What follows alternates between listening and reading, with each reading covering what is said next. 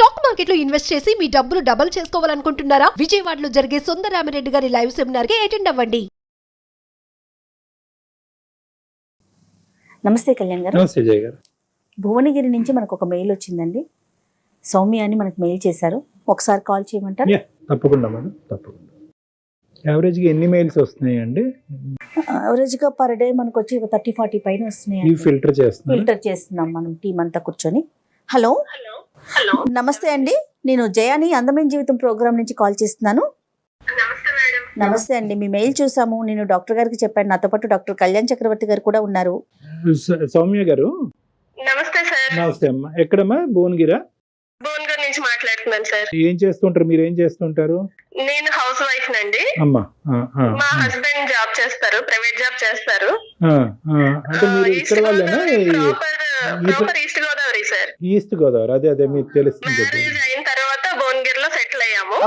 చెప్పండి అమ్మా, సమస్య ఏంటి? పిల్లలు ఎంతమంది? ఒక్క బాబు సార్. పెళ్ళైన చాన్నాళ్ళకి బాబు పుట్టాడు సార్, 7 years కి. ఇప్పుడు బాబుకి 19 years సార్. 19. బీటెక్ చదువుతున్నాడండి, 2nd year. ఓకే. ప్రాబ్లం ఏంటంటే సార్, చాలా గారాబంగా పెంచుకున్నాను సార్ బాబుని నేను. అయ్యో, చెప్పండి అమ్మా. ఎంత గారాబంగా అంటే పుట్టాడని నాతోనే ఉంచుకుని నాతోటి బయటికి తీసుకెళ్లడం కానీ, అసలు ఎంత అందంగా ఉన్నాడంటే అండి బాబు, పక్కన వాళ్ళు ఎదుటి వాళ్ళు తీసుకెళ్లిపోయేవారండి. మేము ఎత్తుకుంటాం, మేము స్నానం చేస్తాం, మేము అన్నం తినిపిస్తాం. అయినా నేను వెనకాల వెళ్ళేదాన్నండి, వాళ్ళ ఇంటి వరకు వెళ్ళి అక్కడే కూర్చునేదాన్ని. స్కూల్ కి వెళ్తే 3 years కి వాడు ఏడుస్తున్నాడని స్కూల్ బయట కూర్చునేదాన్ని అండి. స్కూల్ మొత్తం అయిపోయేదాకా నేను కూడా బాక్స్ పట్టుకెళ్ళిపోయి అక్కడే కూర్చుని, నేనున్నాను నాన్న నీకు, నువ్వు ఏడవకు క్లాస్ లోని అని అంత జాగ్రత్తగా పెంచుకున్నానండి బాబు. సింగిల్ కిడ్ ఉన్నప్పుడు ఆటోమేటిక్ ఇంకా ఇలాంటివన్నీ జరిగిపోతా ఉంటాయండి. మాకు అటెన్షన్ మొత్తం వాళ్ళ మీద ఉంటుంది మేడం. ఇద్దరు వర్క్ చేసి ఇద్దరిని పెంచే కంటే ఒకరు వర్క్ చేస్తూ ఒక బాబుని కేరింగ్ తీసుకుని బాగా పెంచుకోవాలి అదేనండి అని ఇద్దరు అండర్స్టాండింగ్ తో మా హస్బెండ్ నేను కూడా బాబుని చాలా ముద్దుగా ప్రేమగా పెంచుకున్నాను మేడం. కానీ మీరు ఎంత బాగా అయితే బాబుని చూసుకునేవారో, కొద్ది వయసు వచ్చిన తర్వాత బాబు కూడా మీకు అంతే బాండెడ్ గా ఉండేవాడమ్మా మీతో? ఉన్నాడు సార్, ఉన్నాడు సార్. ఇంటర్మీడియట్ వరకు ఉన్నాడు సార్. ఇంటర్ వరకు ఉన్నాడు. ఓకే, ఏమైందమ్మా తర్వాత? ఏమైంది? బీటెక్ జాయిన్ చేసామండి లాస్ట్ ఇయర్. ఓకే. 1 year నేను అబ్జర్వ్ చేశాను, లిటిల్ చేంజెస్, కొంచెం చేంజ్ అవుతూ వచ్చాడు. కానీ ఒక 6 నెలల నుంచి మొత్తంగా చేంజ్ అయింది, మొత్తంగా డ్రాస్టిక్ చేంజ్ అన్నమాట.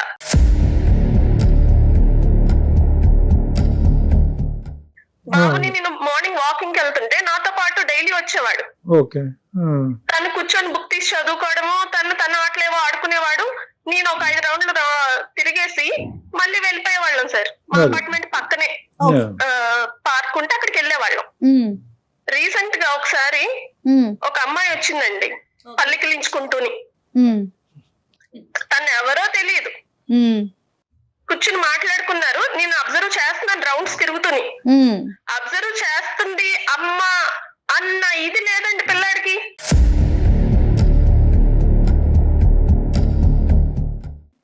పోనీ అబ్జర్వ్ చేసింది, రౌండ్స్ అయిపోయాయేమో, అరగంట అయ్యింది, గంట అయ్యింది. ఈ రోజు 5 సార్లు తిరిగేదాన్ని, 10 సార్లు తిరిగాను, కానీ వాడికి టైం అన్నది ఆ పిల్లతో మాట్లాడితే తెలియలేదండి.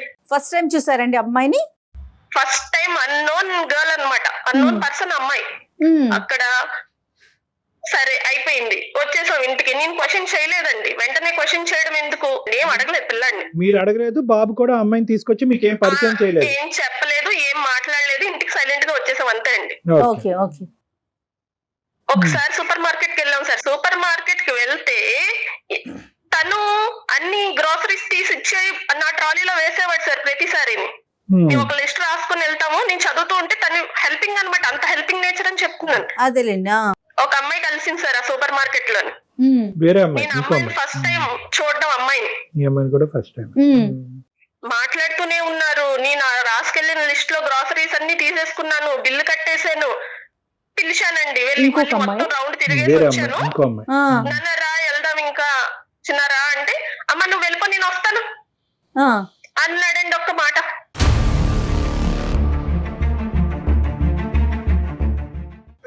ఎంత బాధగా ఉంటది సార్ ఆ మాట. ఎప్పుడు కలిసి వచ్చి కలిసి వెళ్ళే వాళ్ళం, అమ్మ నువ్వు వెళ్ళిపో, నేను వస్తాను.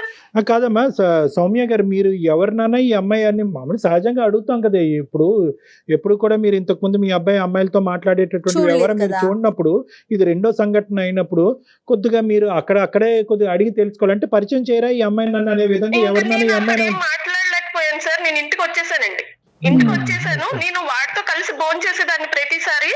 ఆ రోజు భోజనం చేయకుండానే నా మూడ్ ఆఫ్ లో నేను పడుకుని పోయాను. ఓ 2 గంటలు పోయాక వచ్చాడండి ఇంటికి సాయంత్రం. అమ్మా నువ్వు తిన్నావా, ఎలా వచ్చావు, ఆటోలో వచ్చావా, ఒక్కదాన్ని ఇవన్నీ ఎలా మోసుకొచ్చావు? ఏమీ లేదండి. పోనీ అమ్మాయి పలానా అమ్మాయి నా సీనియరో నా జూనియరో నా కొలీగో అని కొంచెం ఎక్స్ప్లెనేషన్ ఇద్దామన్న ఆలోచన కూడా రాలేదండి ఆ పిల్లాడికి. పోనీ ఇలా పలానా ఫ్రెండ్ కదమ్మా అందుకే మాట్లాడాల్సి వచ్చింది అన్న మాట కూడా చెప్పలేదు. రెక్లెస్ గా వెళ్ళిపోయాడు అంతే. అంటే ఫస్ట్ టైం మీరు అడగలేదు కాబట్టి సెకండ్ టైం కూడా పట్టించుకోవట్లేదు, అక్కర్లేదు. అదే మీకు ఇంపార్టెంట్ అనిపించిన సబ్జెక్ట్ ఆ అబ్బాయికి ఇంపార్టెంట్ అనిపించలేదమ్మా. అనిపించలేదు. ఓకే చెప్పండి. అది ఎందుకు ఇలా జరుగుతుంది సరే చూద్దాం అని ఆలోచిస్తున్నానండి. ఈ మధ్య జరుగుతున్న ఇష్యూ ఏంటంటే, మేము అపార్ట్మెంట్ 2nd ఫ్లోర్ లో ఉంటాం సార్. 4th ఫ్లోర్ లో వేరే వాళ్ళు ఉంటారు. ఒక అమ్మాయి ఉంటదండి ఆ ఫ్లోర్ లోని. నాతో మామూలుగా ఫస్ట్ లో 2-3 సార్లు మాట్లాడడానికి ట్రై చేసింది. నాకు కొంచెం అమ్మాయి వేరేగా అని అర్థమైంది. కొంచెం అవాయిడ్ చేయడాచిన, ఎక్కువగా క్లోజ్ గా ఉండకు అని ముందు ఎప్పుడో చెప్పాను సార్. ఇప్పుడు ఏం జరుగుతుందంటే అండి, సాయంత్రం 5లోకి తన పైనుంచి కిందకు వస్తుందండి. డైరెక్ట్ గా 0 ఫ్లోర్ కి వెళ్ళిపోవాలి కదా మరి, కింద పని ఉన్నప్పుడు 2nd ఫ్లోర్ లో ఆగుతుంది ఆ లిఫ్ట్.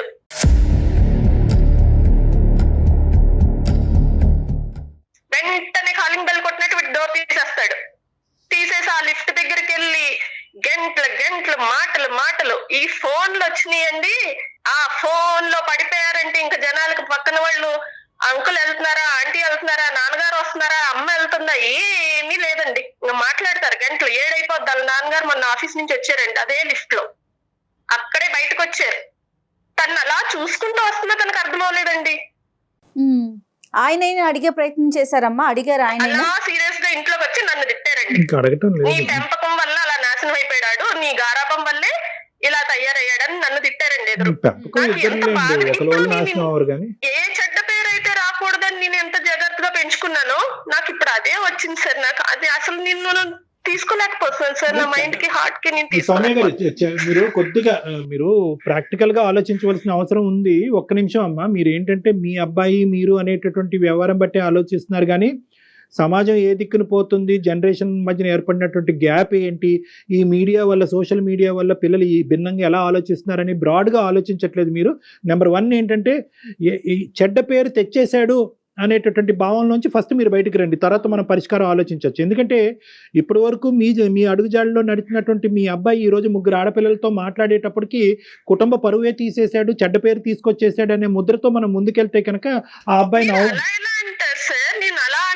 సార్. ఇప్పుడు రేపు పొద్దుట మీ అమ్మాయి ఆ లిఫ్ట్ దగ్గర పొజిషన్ లో ఉంటే మీరు ఏమంటారు సార్? అమ్మ ఒకటి వదిలేసావా, కనీసం ఊరి మీద వదిలేసావా అని మీరు అబ్బాయిని అంటారా అమ్మాయిని అంటారా?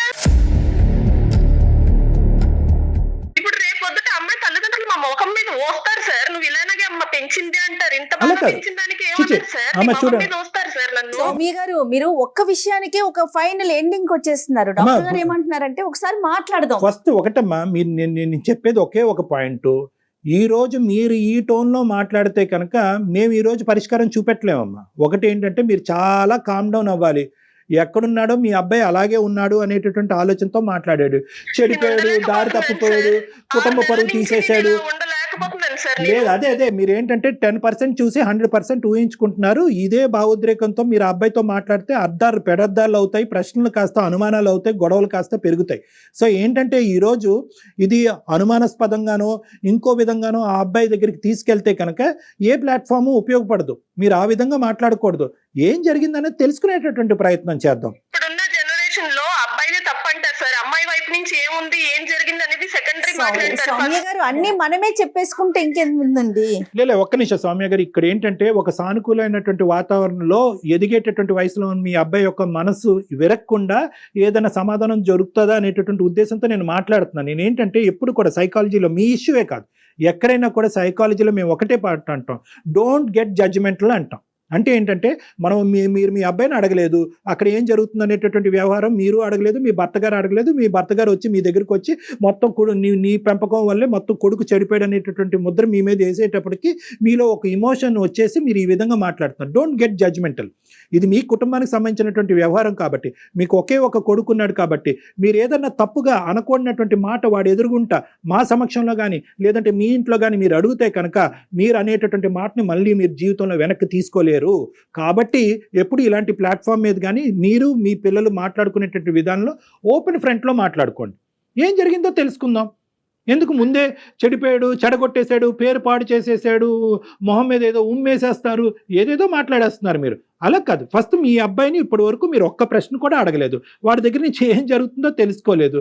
వెనకతలు మీరు మీ భర్త గారు పిల్లలకి మాట్లాడి ఆన్సర్ చెప్పే రెస్పాన్సిబిలిటీ ఉండదండి. ఆ పార్క్ లో అమ్మాయి పలానా అమ్మాయి, ఆ లిఫ్ట్ దగ్గర అమ్మాయి పలానా దాని గురించి వచ్చింది.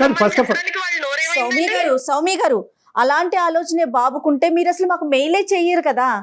సమస్య ఉంది కాబట్టే కదండి మాట్లాడుకుంటున్నాం. సో ఇక్కడ ఏంటంటేనమ్మా, మీరు వాకింగ్ చేస్తుండగా పార్క్ లో మీరు అందరూ వాకింగ్ చేస్తుండగా ఆ అమ్మాయి చేయి పట్టుకుని పదే ఇక్కడ వద్దు మా అమ్మ అక్కడ తిరుగుతుంది మన చెట్టు చాటుకు వెళ్ళి మాట్లాడుకుందాం అంటే తప్పు. నెంబర్ 1.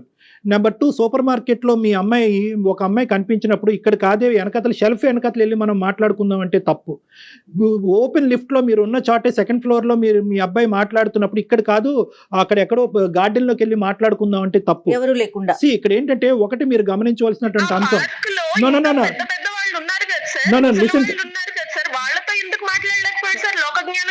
సౌమ్య గారు ఒక్క నిమిషం. మీ అబ్బాయి ఏది చేసినా కూడా నా తల్లి అనేటటువంటి ధైర్యంతో బహిరంగంగా చేస్తున్నాడు, ఎక్కడ కూడా సీక్రెట్ గా చేయటం అనేటటువంటి ఆ ఇష్యూని మీరు ఒకసారి గమనంలోకి తీసుకోండి.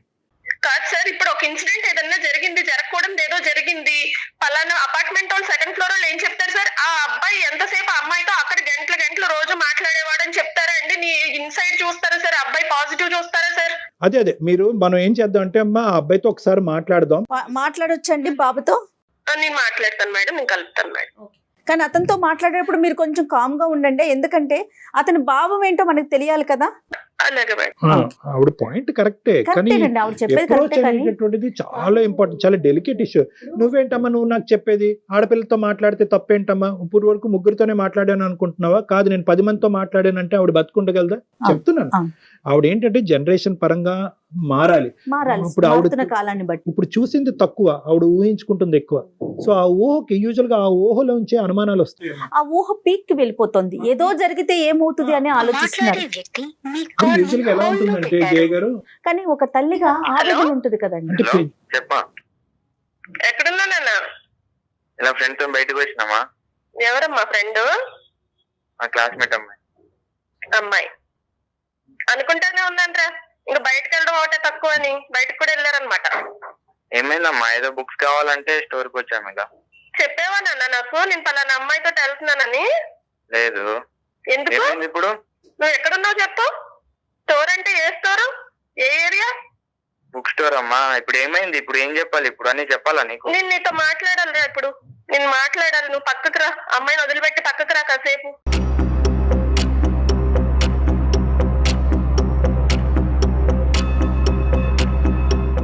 అంత అవసరం ఏమొచ్చింది? బుక్స్ వాళ్ళ పేరెంట్స్ కొనివ్వరా? వాళ్ళ బ్రదర్ సిస్టర్స్ కొనివ్వరా? నువ్వెళ్ళి కొనివ్వాలా? అది పాయింట్ కాదమ్మా ఇక్కడ. అమ్మా మేము ఉన్నామని చెప్పావా? చెప్పలేదండి నాన్న. నేను డాక్టర్ గారితో మాట్లాడాను నాన్న. నీ చేంజ్ గురించి, నువ్వు ఈ 6 నెలలు బట్టి ఎలా బిహేవ్ చేస్తున్నావు ఏంటి అన్నది నేను డాక్టర్ గారు కళ్యాణ్ చక్రవర్తి గారితో లైన్ లో ఉన్నాను, ఫోన్ లైన్ లో. మనం తర్వాత మాట్లాడదాము. నువ్వు ఒక్కసారి డాక్టర్ గారితో మాట్లాడు నా మాటిని. సరేమ్మా. వెంకట్, సారీ నాన్న. Venkat, hello sir. చెప్పండి సార్. వెంకట్, మీ స్కూల్లో మీ కాలేజ్లో సైకాలజిస్టులు ఎలా ఉంటారో అలా నేను సైకాట్రిస్ట్, మానసిక వైద్య నిపుణుడి. నాతో పాటు జయ గారు ఉన్నారు. అయితే వెంకట్, అమ్మ మాకు ఫోన్ చేసింది అన్న, చాలా ఇమోషనల్ గా రియాక్ట్ అవుతుంది అమ్మ. మాకు కొద్దిగా అంటే ఒక విధంగా బాధ కలిగింది, ఇంకో విధంగా ఆశ్చర్యం కూడా వేసింది. నిజంగా ఇంత రియాక్ట్ అవ్వాల్సినటువంటి అవసరం ఉందంటే, అంటే అమ్మ నీకు తెలుసు బాగా చిన్నప్పటి నుంచి నువ్వు ఒకటే కొడుకు, ఒకే బిడ్డవి, అల్లరి ముద్దుగా నిన్ను పెంచుకుంది, ఇప్పుడు ఈ స్థాయి వరకు తెచ్చింది. అమ్మ కంప్లీట్ గా డిప్రెషన్ లోకి, కన్ఫ్యూజన్ లోకి వెళ్ళిపోయింది. నీ ఉద్దేశం ఏంటి? అసలు ఏం జరుగుతుంది? అమ్మ నుంచి తెలిసి తెలియకుండా ఏమైనా సీక్రెట్లు దాచిపెడుతున్నావా? ఈ ఆడపిల్లల మీద ప్రత్యేకమైన ఇంట్రెస్ట్ ఏంటి? వాళ్ళ ఫ్రెండ్సా, రిలేషన్షిప్సా ఏంటి? నాకంటూ పర్టికులర్ గా ఇలా రిలేషన్షిప్స్ అంటే ఏం లేదు సార్. నార్మల్ గా వాళ్ళు పరిచయం అయితే వాళ్ళు మాట్లాడతారు, వాళ్ళతో మాట్లాడతా అంతే, అంతకుమించి ఏం లేదు సార్. ఇంకా దారిలో ఎవరు కనబడితే వాళ్ళతో మాట్లాడేస్తుంటాం అనమాట. కాదు మా వెంకట్, అమ్మ దగ్గర ఏది షేర్ చేయట్లేదని, ఇది వరకు ఉన్నంత ఫ్రీగా నువ్వు అమ్మతో ఉండలేకపోతున్నావు అని ఆవిడ అంటున్నారు. మేడం నేను ఎంత ఫీల్ అవుతున్నానో నాకు అదే, అదే, అదే. 6 months నుంచి అలా విందాం, అవుతుంది. వెంకట్ ఏం చెప్తాడో విందాం. వెంకట్ చెప్పుమా. నేను ఒక మాట చెప్తాను మేడం. అంటే పుట్టినప్పటి నుంచి అమ్మ చెప్పింది వినడం, అమ్మ చెప్పింది చేయడం, అమ్మ ఎక్కడికి వెళ్తే అక్కడికి వెళ్ళడం, అమ్మతో సినిమాకి వెళ్ళడం, అమ్మతో పార్క్ వెళ్ళడం, ఎక్కడ పడితే అక్కడ, అంటే ఇప్పుడు వెళ్ళినా అమ్మతోనే. ఇక అవునవును. అంటే నేను ఇప్పుడు బీటెక్ సెకండ్ ఇయర్ మేడం, నేను చదివేది బీటెక్ ఫస్ట్ ఇయర్ లో. ఇలా నాకు కాలేజ్ లో ఇప్పుడు మంచి మాత్రమే చెప్పి పెంచింది. బయట ప్రపంచం ఎట్లుంటది, ఇట్లుంటది, అట్లుంటది ఏం చెప్ప, మంచిరా ఇట్లా చేయి, మంచిరా అట్లా చేయి, మంచి ఒకటే చెప్తే ఎలా మేడం? అంటే బయట ప్రపంచం ఇట్లా మంచితో పాటు చెడు కూడా చెప్తే బాగుండు నాకు. కాలేజ్ లో అక్కడ అంటే నేను ఈ చేంజ్ అవ్వడం అనేది ఒక 6 months లోనే ఇలా చేంజ్. ఏం జరిగిందమ్మా అసలు? ఏం జరిగింది వెంకట్? కాలేజీలో ఏం జరిగింది? కాలేజీలో అంటే ఇప్పుడు మంచి వాళ్ళనే కదా మేడం అందరు ర్యాగింగ్ చేసేది. దట్టు అందరూ ఒక అబ్బాయిని 4-5 అమ్మాయిలు పట్టుకొని ర్యాగింగ్ చేసి ఎట్లుంటది మేడం?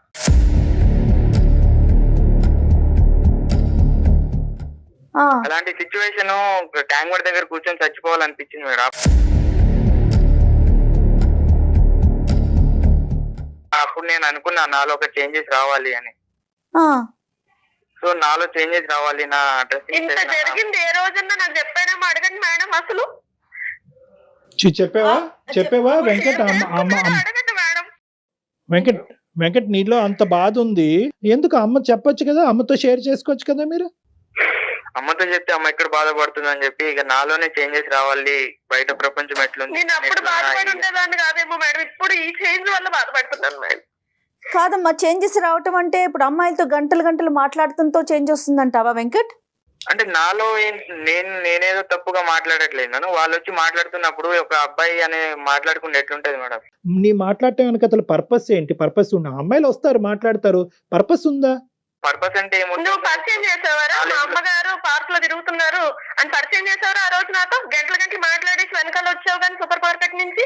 దానికి ముందు నీతోనే అమ్మ, ఇప్పుడు నాలో చేంజెస్ ఆనప్పుడు నీతోనే పార్క్ లో గంటలు ఎక్కువ పోయాను. అంటే ఇంకా కాలేజ్ అయ్యేంత వరకు నీకు కాలేజ్ లో బాగా ర్యాగింగ్ అవి జరగకుండా ఉండాలంటే వీలైనంత అమ్మాయిలతోటి మాట్లాడతావు.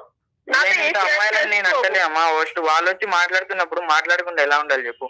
దగ్గర నిన్ను చూసుకుంటూ వచ్చారు, నువ్వు ఏం చేసావు? నాన్నగారు లోపలికి వచ్చినప్పుడు అమ్మాయికి సరే టైం అయింది అనేసి బయట లోపలికి రావాలి కదా, నువ్వు వచ్చావా? నువ్వు తనేదో కాలేజ్ గురించి నువ్వు రాలేదు, మళ్ళీ మాట్లాడా. అమ్మ ఒకటి సౌమ్య గారు, ఇది చాలా సున్నితమైనటువంటి అంశము. ఒక్క సంఘటన బట్టి నాన్నగారిని పట్టించుకోకుండా నాన్నగారిని అమర్యాదగా చేశాడు అనే అంశం కూడా ఇక్కడ కరెక్ట్ కాదు. పుట్టినప్పటి నుంచి వీలైన ఎక్కడ బయటికి వెళ్ళిన అమ్మతోనే, సినిమాకి వెళ్ళిన అమ్మతోనే, పార్క్ వెళ్ళిన అమ్మతోనే. సో అదే మంచి ఎంత మంచి చెప్పి పెంచినా కూడా చెడు అనేది ఒకటి తెలియాలి కదా సార్ ఒక మనుషులకు అనేది. నాకు తెలియదు, నాకు తెలిసి కూడా అంటే చెడు అంటే ఏంటి, ఎవరితో ఎట్లా మాట్లాడాలి, ఎవరితో ఎట్లా తెలియదు. మనిషిని చూడాలంటే, మనిషితో మాట్లాడాలంటే భయం వేసేది సార్. అలా నేను బీటెక్ వరకు, నా ఇంటర్ వరకు నేను ఎలా బతికానో కూడా నాకు తెలియదు సార్. ఏదో అమ్మ చెప్పింది చేసిన, అమ్మ ఈ పని చెప్పింది చేసిన, అమ్మ ఆ పని చెప్పింది చేసిన, నాన్న ఆ పని చెప్పాడు చేసిన, ఇవే.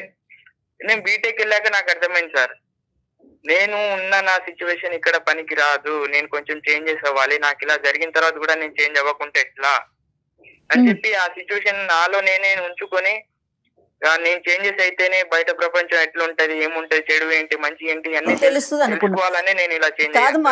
ఏం చేంజెస్ అండి? Dress changes, phone changes, TV channels changes. ఆ కాల్ లిస్ట్ చూస్తే మీరు భయపడిపోతారు సార్. కాల్ లిస్ట్ గానీ లేకపోతే ఆ వీడియో లిస్ట్ చూడాలి మీరు, యూట్యూబ్ లో వీడియో లిస్ట్.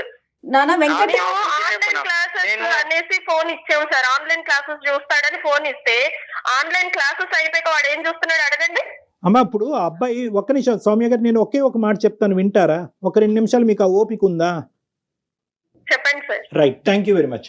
అమ్మ సౌమ్య, నేను ఒక పాయింట్ చెప్తున్నాను. ఆ అబ్బాయి ఒక సున్నితమైన అంశం చెప్తున్నాడు, దయచేసి ఆ యాంగిల్లో చూడవలసిందిగా నా విజ్ఞప్తి. ఆ అబ్బాయి ఏమంటున్నాడంటే, నేను ఇప్పటి వరకు ఒక ఇంట్రోవర్ట్ లాగా ఇక్కడ అమ్మాయిలతో మాట్లాడటం, అబ్బాయిలతో మాట్లాడటం, అమ్మాయిలతో స్నేహం చేయటం, ఇవన్నీ తీసి పక్కన పెట్టండి. ఒక అంశం ఏం చెప్తున్నాడంటే, ఇప్పటి వరకు నేను ఇంట్రోవర్ట్ లాగే పెరిగాను, నూతులో కప్పలాగే పెరిగాను, ఆ అమ్మ చెప్తే అదే విన్నాను, నాన్న చెప్తే కనుక అదే తీసుకున్నాను, ఇంతకు మించి నాకు ఇంకో ప్రపంచం తెలియదు. ఎప్పుడైతే కాలేజీలోకి వచ్చానో అంటే టీనేజ్ నుంచి యంగ్ అడల్ట్హుడ్ వైపు ప్రయాణం చేసేటటువంటి స్టేజ్ వచ్చిందో నేను ఒక చెరువులోంచి ఒక సముద్రంలోకి వెళ్ళినట్టుగా అనిపించింది. రకరకాల మనుషులు నాకు కనిపించారు, రకరకాల పద్ధతులతో వ్యవహరించేటటువంటి వాళ్ళు కనిపించారు, నన్ను వెక్కిరించే వాళ్ళు కనిపించారు. అరే ఈ ప్రపంచం గురించి నేను ముందుగానే తెలుసుకుని ఉంటే కనుక బహుశా ఈ వాతావరణాన్ని నాకు డీల్ చేయగలిగేటటువంటి కెపాసిటీ వచ్చి ఉండేదేమో, ఇది మా తల్లిదండ్రులు నాకు చెప్పలేదు కాబట్టి ఈ కెపాసిటీని నాకు నేనుగా డెవలప్ చేసుకుంటాను, అది ఎక్స్పోజర్ ద్వారా డెవలప్ చేసుకుంటాను, కొత్త విధంగా తయారవుతాను, కొత్త మనుషులతో మాట్లాడతాను, కొత్త పరిచయాలు పంచుకుంటాను అని చెప్పి ఈరోజు మీరు నేర్పించలేనటువంటివన్నీ కూడా ఆ అబ్బాయి నేర్చుకునేటటువంటి ప్రయత్నం చేస్తున్నాడు. ఇప్పుడు ఆ ప్రయత్నంలో ఆ అబ్బాయి ఏంటంటే కొద్ది అదుపు తప్పాడు, కన్ఫ్యూజ్ అవుతున్నాడు. బహుశా ఏంటంటే ఓకే మీరు నేర్పించలేదు, ఇందాక నుంచి ఒకే అబ్బాయి చెప్తున్నాడు నేర్పించలేదు అంటున్నారు. చెడు ఏ తల్లిదండ్రులు నేర్పిస్తారు? చెడు నేర్పించలేరు తల్లిదండ్రులు. కానీ చెడు అనేటటువంటిది ఈ విధంగా రావచ్చు, ఈ ఛాలెంజెస్ ఉంటాయి. నువ్వు తక్కువ మాట్లాడటం ఒకటే కాకుండా నలుగురితో పరిచయాలు పెంచుకోవాలి, నలుగురితో మాట్లాడాలి. నువ్వు మాట్లాడి ఆ ఎక్స్పోజర్ పెంచుకుంటేనే బహుశా ఏం జరుగుతుంది ఈ ప్రపంచంలో, ఏం జరగట్లేదు అనేది నీకు అర్థం అవుతుంది అనే విధంగా నా తల్లిదండ్రులు నన్ను పెంచలేదు అని అబ్బాయి అంటున్నాడు. సొసైటీ గురించి పరిచయం చేయలేదు అంటున్నాడండి అతను. అది చేయడానికి పొద్దుట ఎవ్రీడే వాకింగ్ వెళ్తాం కదా మేడం, అక్కడ రిటైర్ అయిపోయిన వాళ్ళు పెద్దవాళ్ళు. అతని వయసు ఏంటమ్మా సౌమ్య? మీరు ఏం మాట్లాడుతున్నారమ్మా సౌమ్య? మాట్లాడుతూ వాళ్ళ ఎక్స్పీరియన్స్ అనేది చెప్తున్నారు కానీ ప్రెసెంట్ ఇప్పుడు ఉన్న సిచ్యువేషన్ చెప్తారా? ఇప్పుడు చేసిన సైంటిస్టులు ఎవరు ఇప్పటికిప్పుడు ఉన్న వాళ్ళు చేయలేదు నాన్న. ఫ్యూచర్ ఆలోచించే చేస్తారు ఎవరు ఏదే చేసినా, వాళ్ళకి ఫ్యూచర్ తెలుసు. నువ్వేమనుకుంటున్నావు నా ఏదే కరెక్ట్, నాకే అన్ని తెలుసు, ఈ జనరేషన్ కాదని నేను చెప్తా అంతే. నా విషయానికి వస్తే నేను అమ్మాయితో మాట్లాడుతున్నా, ఈ అమ్మాయితో మాట్లాడుతున్నా అంటే నాలో తప్పు లేదు, వాళ్ళు మాట్లాడుతున్నారు. అమ్మాయికి కావాలని ఎందుకు మాట్లాడతాను? వాళ్ళు వచ్చి మాట్లాడిపించినప్పుడు ఒక అబ్బాయిని నాలుగింత చేంజెస్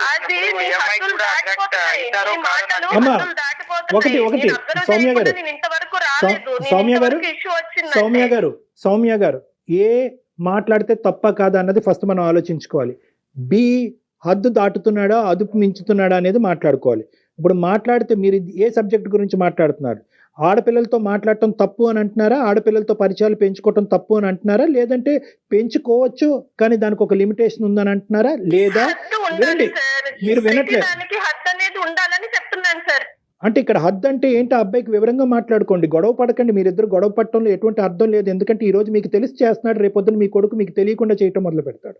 ఆ పరిస్థితి దయచేసి నేనేమైనా తప్పు చేసి నీకు తెలియదా? నేను తప్పు చేసి నీకు చెప్పనా? నువ్వు చెప్పలేదనే ఇప్పుడు నువ్వు అంత పెద్ద ఇన్సిడెంట్ నాకు చెప్పావా నాన్న?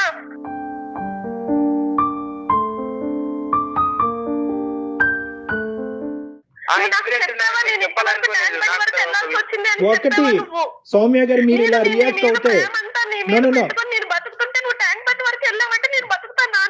అమ్మా మీలాంటి